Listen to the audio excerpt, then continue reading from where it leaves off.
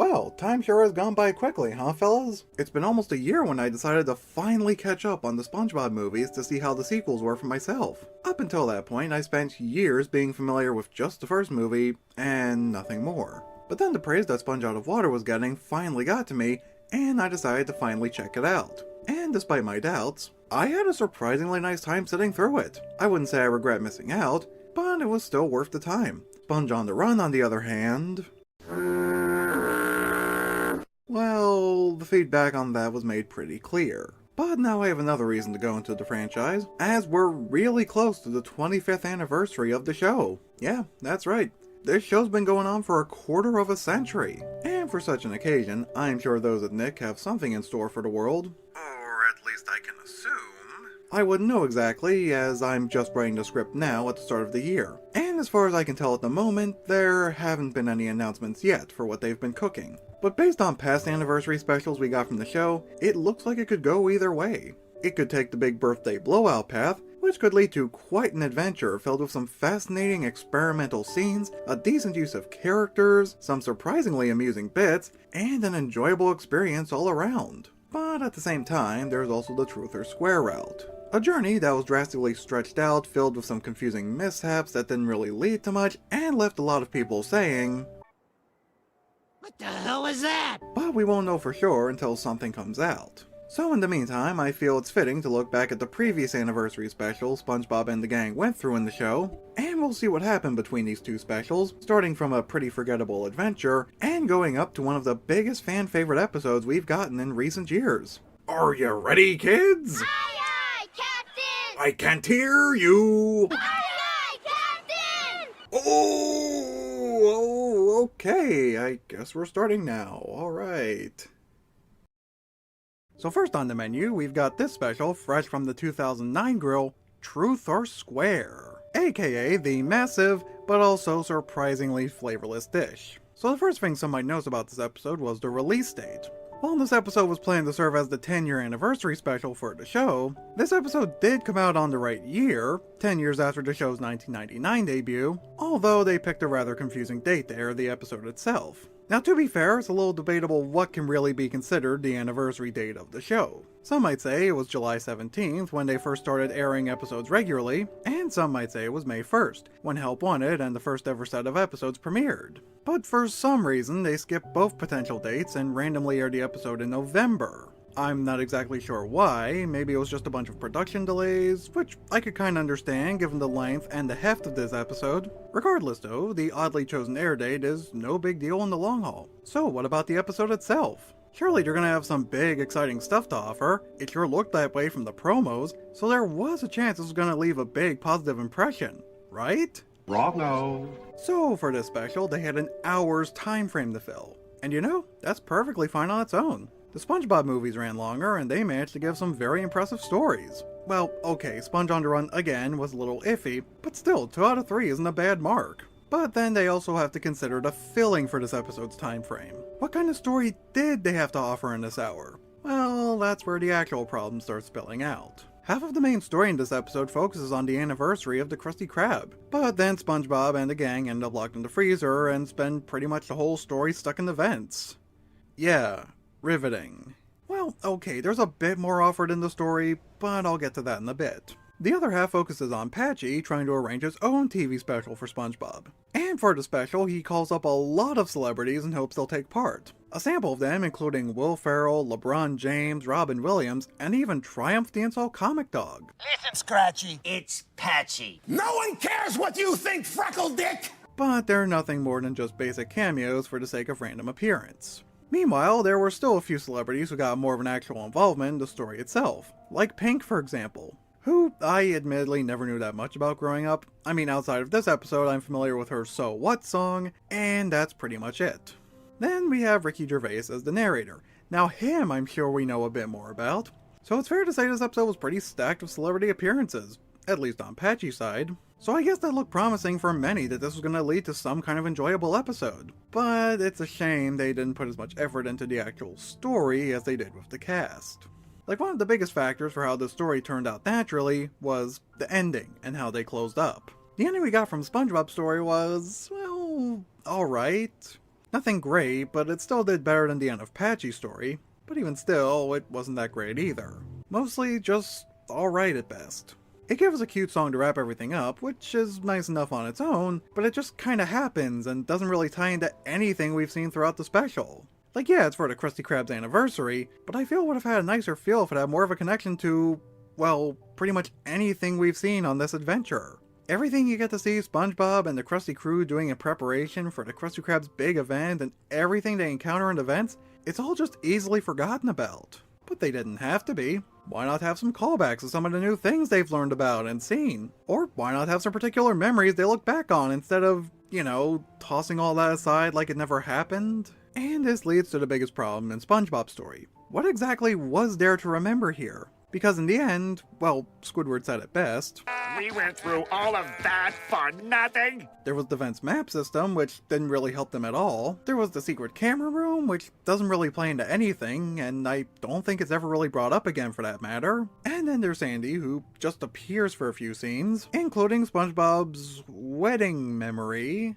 Yeah, that's an actual scene here. And they seem to be one of the biggest factors everyone remembers in this episode, for unfortunate reasons. And that's because, well, again, this episode had a few promos to help build up some hype for the release. And a lot of these memories happen to be connected to said promos. To be fair, the flashback to SpongeBob getting his house wasn't as bad as the others. I'm sure there are plenty of fellas out there who legit wanted to see SpongeBob moving to Bikini Bottom and maybe even see how his house came to be in the first place. And again, this was one of the many factors linked to the promos, and that little bit was actually decently delivered. Or at least better delivered than other cutaways we got from the promos. But most of the other flashbacks we got were not as interesting, no matter how much they offered. Like for one, we see Squidward's life before SpongeBob, which mostly just feels like a bland version of Squidville or SB129. We see SpongeBob and Mr. Krabs on a quest to the Krabby Patty formula, which may sound cool, but trust me, it also leads to nothing. That one just straight up crashes and burns. And of course there was the so-called wedding of SpongeBob and Sandy, which was just played off for a joke. Which, okay, that might have caught the audience off guard for a bit, but also the characters, who by the way most of, if not all of them were there when it happened, somehow forgot about it. Maybe the crowded vent was just leading to some air loss to make them forget about that? Or maybe there was something seeping through the vents perhaps? Or maybe there was just something going on messing with their heads, which actually that could have explained a lot in the story. Alright, so back to Patchy's story. There's nothing too special to say about his side, but I'd say the stuff with Patchy was slightly worse here, as his story had a bit more potential to it, and that's pretty much what made it feel more disappointing. His story's about him trying to arrange his own SpongeBob TV special for the occasion, which sounds kinda neat, but his story ends up floored with so much filler that we never get to see how his special even turned out, like, at all. I'm guessing they closed it off like that so the ending can be left to the imagination of the audience, but I feel that kind of impression doesn't really stand too well if there isn't any substance provided. Like, maybe if they let a few of the planned performances play out in their entirety, and we get to see them either succeed or falling flat on their faces, that could have helped build a more stable conclusion to imagine. Going back to Pink Song for example, it seemed decent for rehearsal, but how it turned out on stage could have been a different story. That could have helped make or break the impression for the special, and it could have probably led to something more interesting and amusing. But if there's anything that I legit kinda liked in Patchy's segments here, there was some of the exclusive footage he had to show in The Whale that actually managed to catch my eye. Like there was that SpongeBob Cupheadish clip, that was fun to watch. And we got to see the show's intro played from other characters' perspectives, which looks like they could have been nice on their own, especially Squidward's. And I'm sure they left many thinking how these shows would have played out if they actually got made.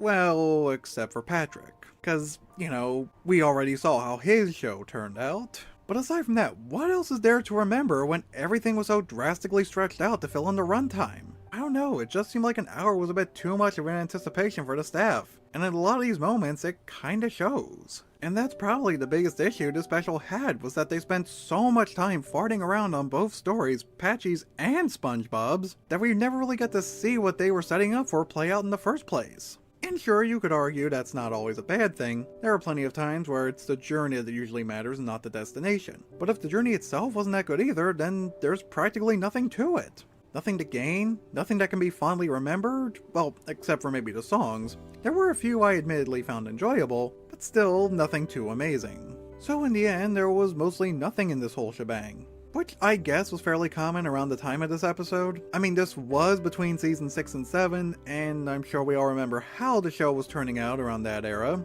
but this episode had a lot more riding on it. This was to mark the 10-year anniversary. This was the big chance to celebrate how far the show's gone. They had more of a chance to go big and give some satisfying surprises for the audience. It could have been something more intriguing or entertaining, or something that would have greatly cemented the mark of the show's decade. But looking back on it, it just felt like they didn't know how to fill the hour's length. And what we were left with was, unfortunately, one of the most infamous anniversary specials that a show could offer. It definitely wasn't the worst anniversary special we got from a franchise. I'd argue there are plenty of worse out there from other shows, but this did manage to disappoint a lot of fans from what I remember, and it really didn't help that season 7 would end up paving the road for a more unfortunate future for the show at that point.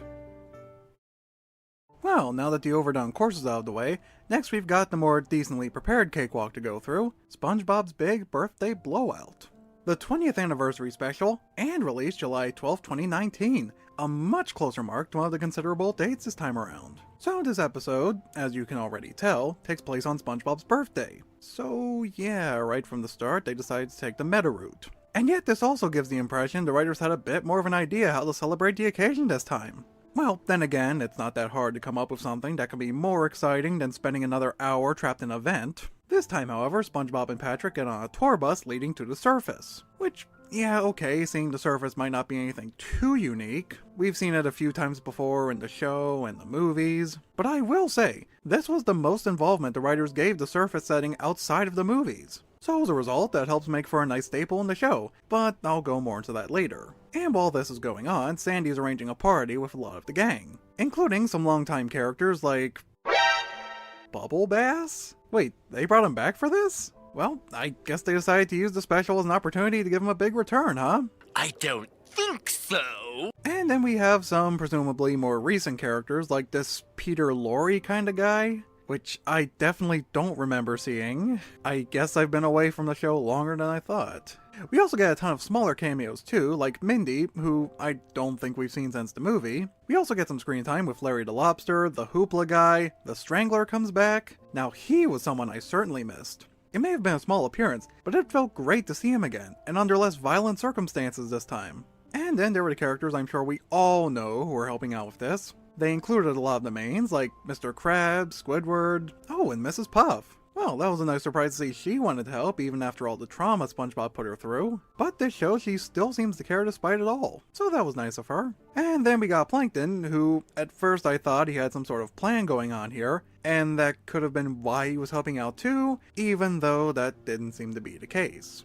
And with that in mind, this leads to a similar issue I had with him in Truth or Square, even though I didn't bring it up, as it didn't seem as big as the other issues in that episode. While it was interesting to see Plankton get some involvement in the episode, I can't help but feel he was greatly underplayed. With him being one of the show's main villains, they had a chance to give him a bigger part. Like maybe if they had him start off like he was up to no good with some kind of plan, and then something drives him to help out with the solution, or maybe vice versa. Like he really does want help from the start and then he comes up with an evil plan as time goes on. Something like that would have helped him come off a bit more memorable here. I guess it was the extended time that made it feel like he had less to do, but I don't know, it just feels like they could have done more with this screen time in these circumstances. Look back on the other episodes and specials he was in, and even the movies, and you might see what I'm talking about. So like I said earlier, this episode was a pretty big adventure, as SpongeBob and Patrick got to see a lot more of the surface world than they ever have before. Not just the beach, or an island, or a nearby street, no, they end up going much further. They get to explore parks, fields, and entire neighborhoods and cities. They really knew how to go all out. Though I still wouldn't say they entirely knew. Sure, a lot of these scenes may have been interesting, but there were a few I feel were unnecessarily stretched out to fill in the runtime. However, not all of the stretched out scenes are that bad. Sure, they might come off feeling like filler, but at least it's able to be decent filler at times. Some of those scenes might start feeling a little slow out of nowhere, but they still make up for it by their amusing interactions with everything around them. But I think we can all say one of the biggest, if not the biggest highlight from this episode was the introduction of the trusty slab.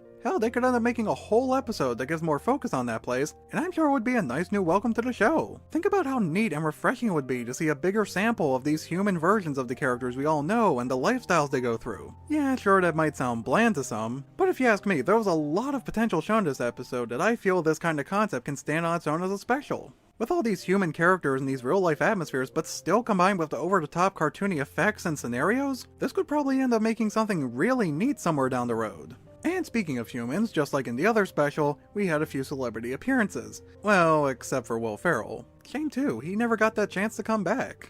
No! Okay, you win this time, but you just wait for the 20th. But the celebrities they did bring in made up for a better bunch in Truth or Square, where they were either less distracting than those in that episode, or even better, had some sort of connection to the franchise. Like David Hasselhoff, who I'm sure we all remember from the movie, and it was a nice treat to see him come back after so long. And there were a few other stars with special cameos who I happen to recognize, like Sigourney Weaver, Tiffany Haddish, and even Gilbert Gottfried. And there was also that one guy who served as a running joke in this episode, Thomas F. Wilson, who's probably best known for the many side characters he's played in the show. And even outside of SpongeBob, he has some extra fame as Biff from Back to the Future. And with that in mind, it makes me wonder if they'll ever do a crossover like that someday. Like one of Wilson's various characters paired up with a Biff-esque character? I feel they could probably do something with that.